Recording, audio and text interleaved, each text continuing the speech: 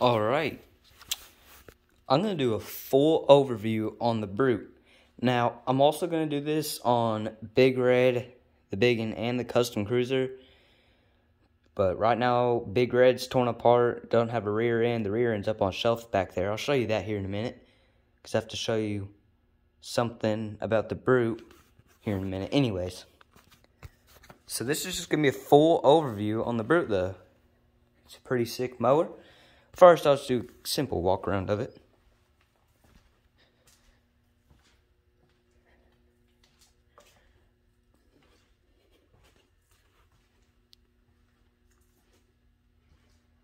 Looks pretty nice.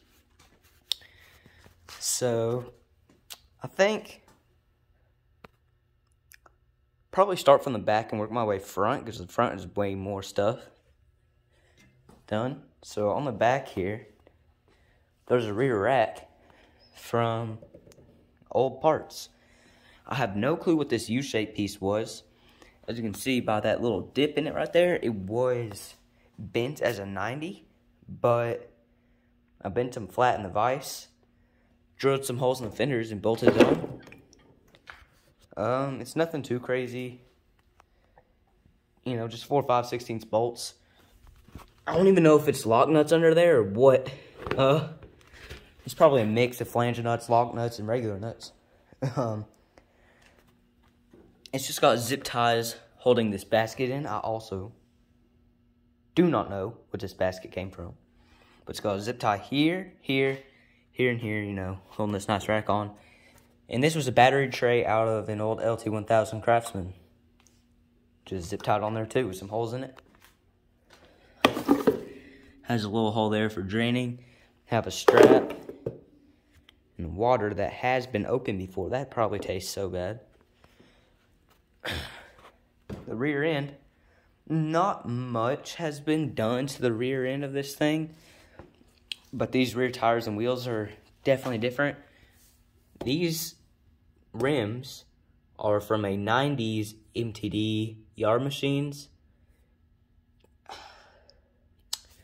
I'm not sure what the year was completely. I have the shroud from the engine that was on it, but I don't feel like walking over there. It don't matter. It's from a 90s MTD. That's what the wheels are from. And these are 2211.8 Dirt Devil, GBC Dirt Devil ATs. Really nice. Pretty tall, pretty wide for an 8-inch rim. They clear. You know, you can, well, that's a good thing you can't see the shifter, because that means it clears real well, right? Same thing on the other side. It's a little closer, you can see there, but it don't rub. The actual bolts that are in the end of the axle were from a modern hydro, because they had bigger washers so I could put dust covers on, which is I think it looks better that way. Speaking of the hydro, that's what I was wanting to come over here for. If I blow the F&R in that thing up, I have the Big 'Un's original hydro here. There's like 3 hydros just here, and then Big Reds. Ugh.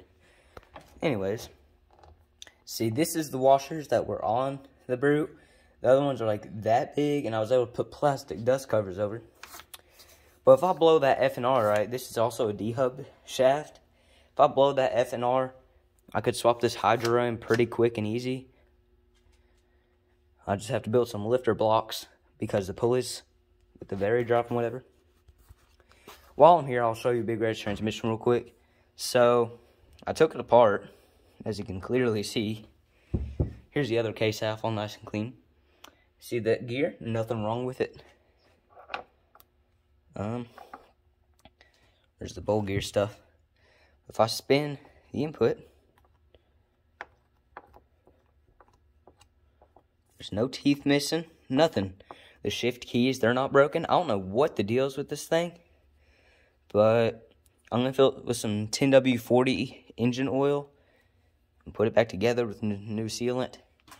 And I'm probably going to replace this bowl gear. Anyways, let's get back to the Brute before I get distracted and get to talking for 25,000 more minutes. So also, what you can't see is that there's new belt guards on here. If I remember, I'll edit a picture in. Anyways, pretty much the belt kept kicking off. I think it was the very drive pulley is what we think, because there's a guard on the idler in the front there. The big pulley here is against the frame, so that's already a guard. But the very drive over here, there's no guards. So we got some random scrap metal and bolted them into some factory holes that were in the frame that we just drilled out bigger. Had to get the drill in there and an angle to do that. Anyways, so it's all real good and nice. Hopefully the belt don't fly off tomorrow when I try and drive it. The seat, I've had many people comment about the seat before. It's actually, excuse me, a seat off an actual Humvee. And it's really, really comfortable and soft. You might be able to see the cat hair on it. Yeah, you can see it. Cats like to sleep on it too, especially when it's parked out in the side shed over there. The neighbor's cats, there's like two random cats, one gray and white one, that come around here, and then my cat. They all go in there and sleep on the brute's seat. There's like all sorts of different colors of hair on this thing. So that proves how comfortable it is if cats are sleeping on it.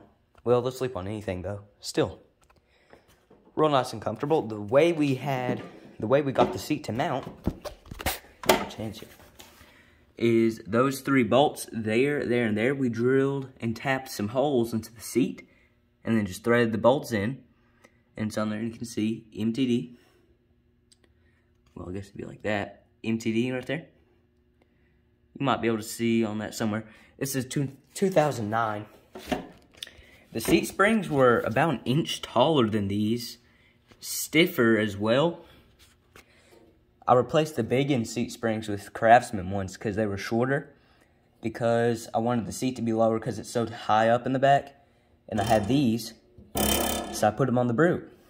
They're way softer than the ones that were on here. With a really nice, soft, comfortable seat. Really nice springs. Brute actually is a pretty good, comfortable ride. Now up here, kind of in the dash, stock steering wheel, stock blade height thing, and this actually serves a purpose.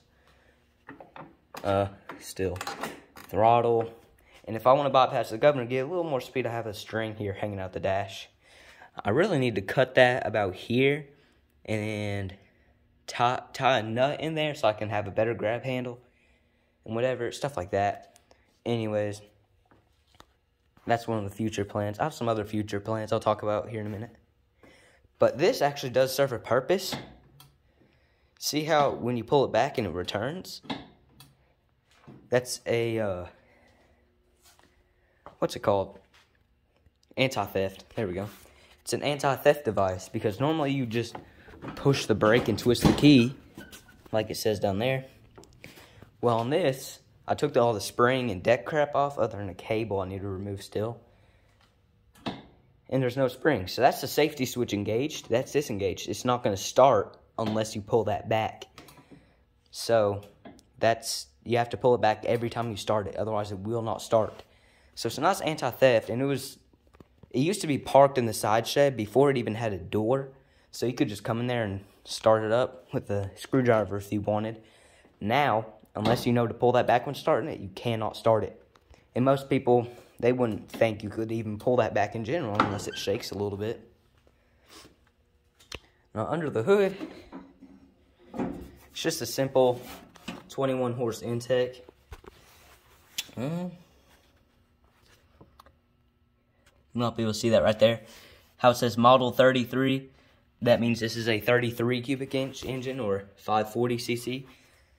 Most of the IC and Intech engines are actually 31 cubic inch. This is a big block. Really small, lightweight, but it's a big block engine. Whole lot more power than the other ones. It's also got fresh oil, fresh filter. You can see where that thing is tied right there on the governor arm. And it just kind of runs up there and out the dash in this hole right here. I believe it has a new filter. Yeah, it has a new filter, or a newer filter on it. Now, while the hood's open, we can kind of see under here. Have to zoom in. Sadly, I have to zoom in and turn my lights on. But there we go. If you look under here, That is not a stock MTD front axle in there. That's a Husqvarna cast iron front axle. Really strong, really heavy duty front axle in there. And you can see when I steer, very little play in it. Less than it used to be. It has these 3/8 bolts here, stoppers, so don't steer too far. And this whole front end, in general, has been completely rebuilt. It has a plate up here, which you can see is with that bolt right there. This plate was a good inch farther forwards or something like that. And I had to move it back to be able to fit this axle in here because it was so much narrower. The stock one's like this wide or something, this wide. So I had to scoot that whole plate back. It has two 5/16 bolts in the back, and in the front it has welds. And then these hood mounting brackets had little tabs sticking out, as you can see right there, that run back through to the inside. And you can see the pivot bolt right there compared to that big hole. So it also got an inch or two lift there. And normally it had a really thin, well no, it had two of these stock. This one only has one and then like a 5/8 rod here. So it's real nice and heavy duty. And it had a bad spindle. I believe it was this side, but might have been the, no, I think it was the other. Anyways, had bad spindles, so I took spindles from the stamped steel axle right there, put them in here, greased it up, so it's all rebuilt in the front pretty much. So it's real nice, smooth, and heavy duty compared to stock. Fully rebuilt. And it has these tires, which are 90s Craftsman GT wheels. I think they're from a GT 6000. Put on with these 27/8 Sun Fs.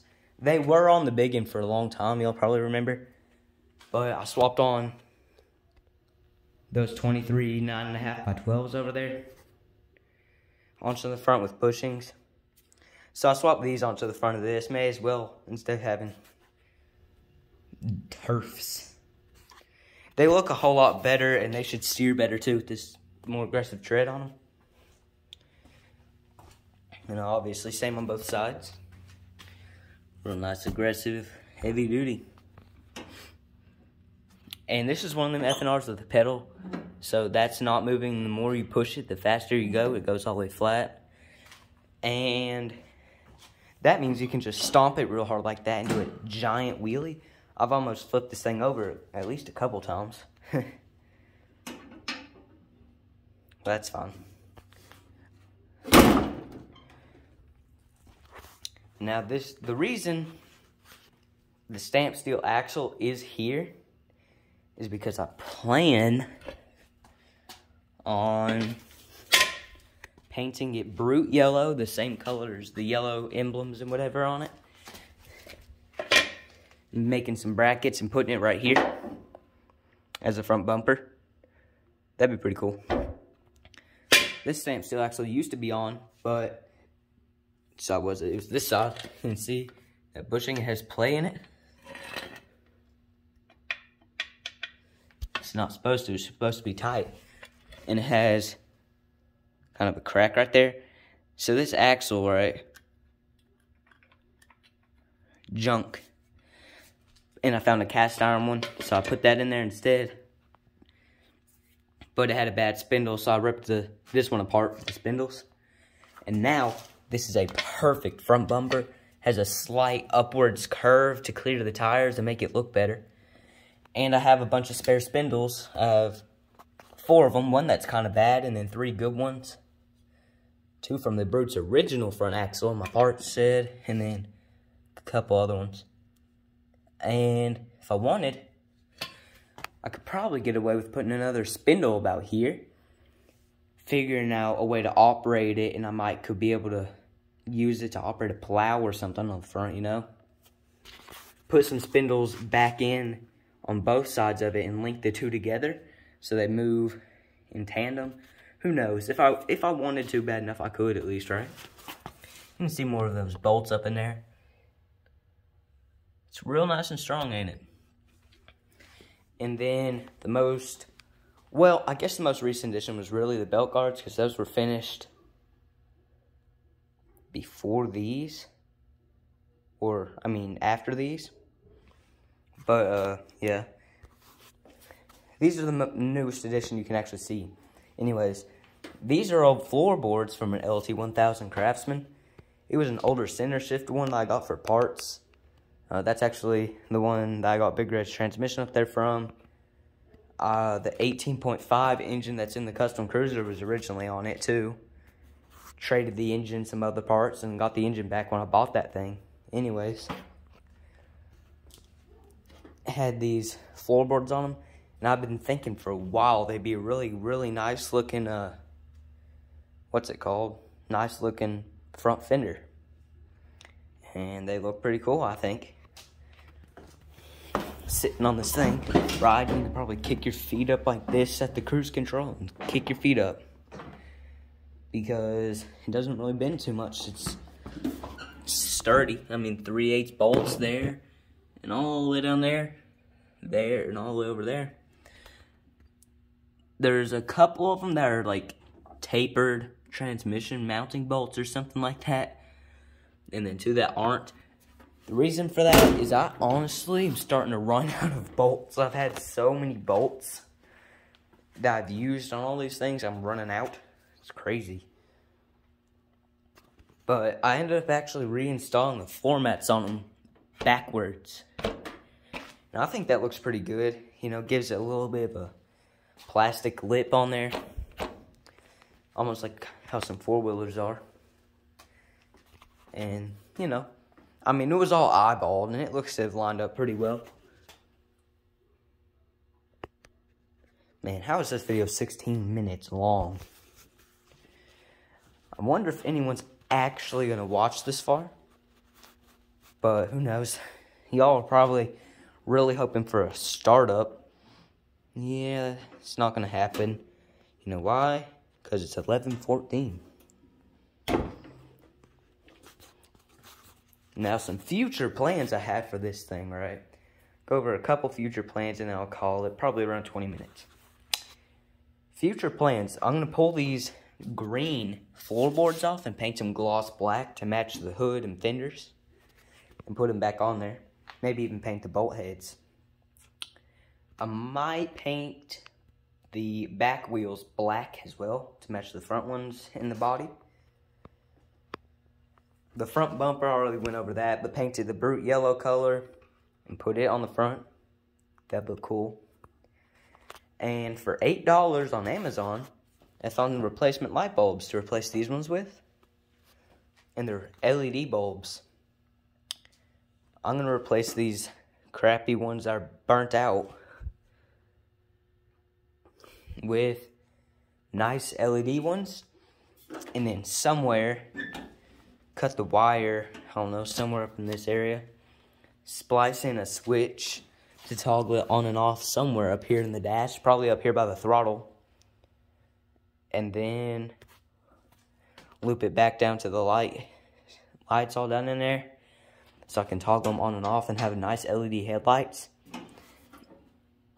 Or, and I'd probably rather do that. Because, I mean, I could put these aux beams on there. I've had these for a couple months now. Just haven't put them on anything. But they're nicer, bigger. I think they're going to go on the big end eventually. But they would mount perfectly on there, and they look really, really cool. So I'm kind of like in between, like, should I put the LED lights there and there? Or should I just do the LED bulbs and call it good? Here. Let's see. The big one doesn't have any headlights at all because the wiring harness burnt out on it.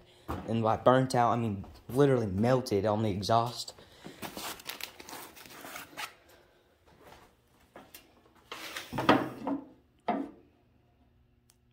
Oh, I might have to put them on the brute just because they look so good, dude. Oh. Here, I'll flip this around. Okay, man. They might be going on the Brute because that looks so cool, dude. And when I cut up the old wiring harness, I could splice that wiring harness into the big one and put LEDs in that. Because the Brute with those, holy crap, that looks so cool. And it'd be so easy to wire. I could drill a hole right there and run it through, or just, you know, like that. Have them mounted kind of like this. Man. I was going to get some LED lights to replace those, but I'm thinking those would look so much cooler. Holy crap. Yep, that's what we're doing. Screw the LED bulbs that can go in there. If I, you know, I'm just going to pull those bulbs out and all the wiring to put in the big one, and then splice it into the big one and put LED bulbs on it. Because I want to put these light pods on the Brute, because honestly, the big one just wouldn't suit them good enough. The big one's such a new mower and everything that I feel like just put some LEDs in the stock ones would look good. Because light pods there, that'd look weird on the hood, the bumper. It would look weird. Right now I have this. Anyways. Yeah, I'm thinking the LED headlights on the Brute. Then sometime me and my friends or me and my dad can go on a night ride. That'd be pretty fun. Alright, well, that's a pretty simple, quick overview on the Brute. Man, I'm loving the way those lights look. It looks so cool. And it would be so easy to hook up to. All I'd have to do is just like run the wires through the fins that are already in the hood there. And then boom, right there. You know, right there, right there. I mean, wouldn't that just look sick? Anyways, I need to cut this video off. Alright, that's it for now. See ya.